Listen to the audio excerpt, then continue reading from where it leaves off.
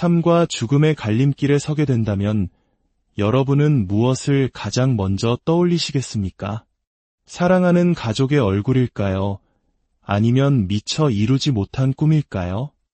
여기 죽음의 그림자가 짙게 드리운 병상에서 오직 하나님의 약속 하나만을 붙들었던 한 여인의 이야기가 있습니다. 오늘 우리는 아이리스 글로벌의 설립자이자 수많은 영혼을 주님께로 인도한 하이디 베이커 선교사님의 삶에서 가장 경이로웠던 순간을 함께 나누고자 합니다. 이 이야기는 절망의 가장 깊은 곳에서 피어나는 믿음의 힘이 얼마나 위대한지를 우리에게 보여줄 것입니다. 본격적인 이야기에 앞서 잠시 여러분의 손길을 부탁드립니다. 이 영상이 여러분의 마음에 울림을 준다면 좋아요와 공유를 통해 하나님의 은혜를 더 많은 이들과 함께 나누어 주십시오. 여러분의 작은 나눔이 누군가에게는 큰 위로와 희망이 될 수 있습니다. 저희 채널을 구독하시면 이처럼 살아있는 믿음의 이야기들을 계속해서 만나보실 수 있습니다. 이 채널을 통해 주님의 사랑을 나누는 모든 분들의 삶에 하나님의 평안과 축복이 가득하기를 기도합니다. 이제 하이디 베이커 선교사님의 기적 같은 이야기 속으로 들어가 보겠습니다. 이야기는 그녀가 병원의 침대에 누워 죽음을 기다리던 어느 날 시작됩니다. 그녀는 살을 파먹어 들어가는 끔찍한 괴사성 질병과 싸우고 있었습니다. 병균은 이미 엉덩이까지 퍼져나간 상태였고 의사들은 다리를 절단하기에도 너무 늦었다며 사실상의 사형 선고를 내렸습니다. 현대의학이 제시할 수 있는 희망은 그 어디에도 없었습니다. 남편은 그녀의 곁을 지키며 마지막이 될지도 모를 순간을 함께하고 있었습니다. 그는 슬픔에 잠겨 아내에게 물었습니다. 여보, 혹시 원하는 거 있어요? 이런 상황에 처한 사람이라면 보통은 아름다운 꽃이나 따뜻한 포옹을 원할 것이라고 생각하기 쉽습니다. 하지만 그녀의 대답은 모두의 예상을 뛰어넘는 것이었습니다. 그녀는 쇠약해진 목소리로 그러나 분명한 의지를 담아 말했습니다. 나 달리기용 운동화가 필요해요. 그녀의 남편은 순간 아내가 혹시 병세 때문에 정신이 흐려진 것은 아닌가 생각했을지도 모릅니다. 곧 세상을 떠날 사람이, 온몸이 썩어 들어가고 있는 사람이 운동화라니요. 하지만 그는 아내의 눈에서 흔들림 없는 믿음을 보았습니다. 그는 곧바로 지인의 빠른 차를 빌려 타고 쇼핑몰 두 곳을 샅샅이 뒤져 가장 좋은 운동화 한 켤레를 사서 돌아왔습니다. 그녀가 왜 운동화를 원했을까요?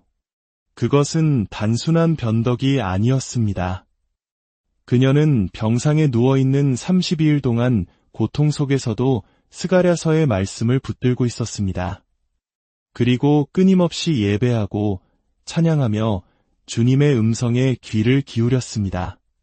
주님은 그녀에게 죽음이 아닌 그녀를 통해 이루실 미래의 일들을 보여주셨습니다. 당시 그녀와 남편은 아프리카 모잠비크 북부에서 선교 활동을 시작한 지 2에서 3년밖에 되지 않은 시점이었습니다. 하나님께서는 그들에게 잃어버린 영혼들을 찾아 구원하라는 분명한 사명을 주셨습니다. 그때까지 약 15,000명의 영혼이 주님께 돌아왔지만 그 땅에는 아직 구원받아야 할 400만 명의 영혼이 남아있었습니다. 그녀는 알았습니다. 나는 여기서 죽을 수 없다. 나에게는 사명이 있다. 나는 살아야만 한다. 예수 그리스도의 사랑을 전하고 열방 가운데 나의 운명을 완수해야 한다. 그녀의 마음속에는 빌립보서 1장 20절과 21절의 말씀이 뜨겁게 살아 움직였습니다. 나의 간절한 기대와 소망을 따라 아무 일에든지 부끄러워하지 아니하고 지금도 전과 같이 온전히 담대하여 살든지 죽든지 내 몸에서 그리스도가 존귀하게 되게 하려 하나니 이는 내게 사는 것이 그리스도니 죽는 것도 유익함이라. 죽음은 그녀에게 두려움의 대상이 아니었습니다. 이미 환상을 통해 천국의 영광을 본 사람에게 죽음은 더 이상 위협이 될 수 없었습니다. 오히려 그녀가 죽음을 두려워하지 않는다는 사실이야말로 악마에게는 가장 큰 문제였습니다.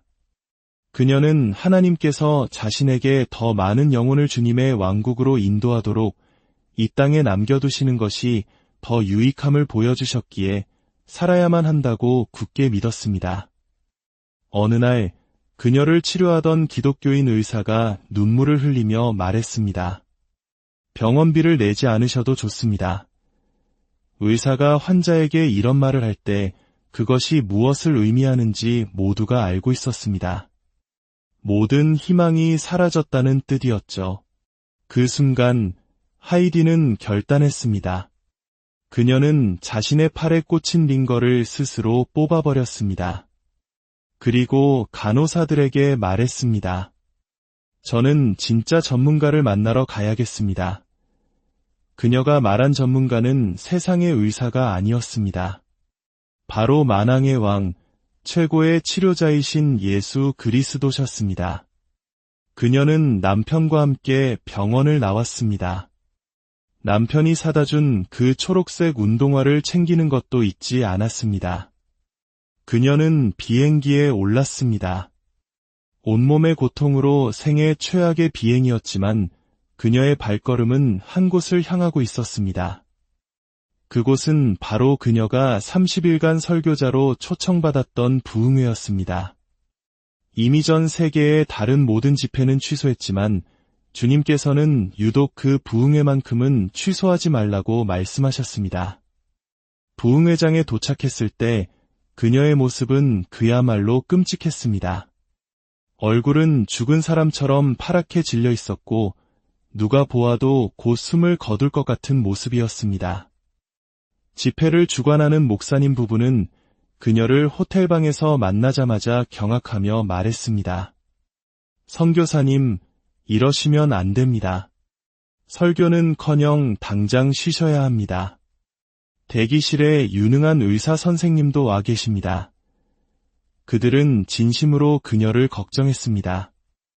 어쩌면 자신들이 주최한 집회 영상에 설교자가 강단에서 죽는 모습이 담기길 원치 않았을지도 모릅니다. 하지만 하이디는 친구인 그들에게 단호하게 말했습니다. 여러분은 이해하지 못해요. 저는 반드시 말씀을 전해야만 합니다. 그녀는 비틀거리는 몸을 이끌고 강단에 섰습니다. 그리고 자신의 몸을 간신히 의지한 채 온전한 믿음으로 하나님을 신뢰하며 스가랴서 2장 5절의 말씀을 선포했습니다. 내가 그의 사면에서 불성곽이 되며 그 가운데에서 영광이 되리라. 그녀가 믿음으로 그 말씀을 외쳤을 때 놀라운 일이 일어났습니다. 하늘로부터 하나님의 불이 그녀에게 3번이나 강력하게 임했습니다. 그 거룩한 불길이 그녀를 덮치는 순간 죽어가던 그녀의 몸은 그 자리에서 완벽하고 기적적으로 치유되었습니다. 썩어가던 살이 새 살로 돋아났고 모든 병균이 사라졌습니다. 그녀는 부활의 생명으로 다시 일어선 것입니다. 하이디 베이커 선교사님의 이야기는 우리에게 질문합니다. 당신의 운동화는 무엇입니까? 절망적인 상황 속에서도 당신으로 하여금 미래를 꿈꾸게 하고 하나님의 약속을 붙들게 하는 믿음의 상징은 무엇입니까?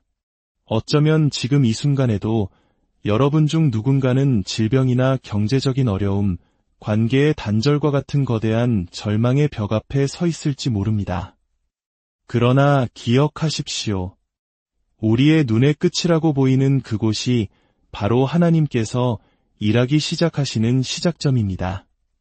하이디 선교사님이 죽음의 문턱에서 말씀을 선포했을 때 기적이 일어났던 것처럼 우리가 믿음으로 주님의 약속을 선포할 때 하나님의 불이 우리의 삶에도 임할 것입니다.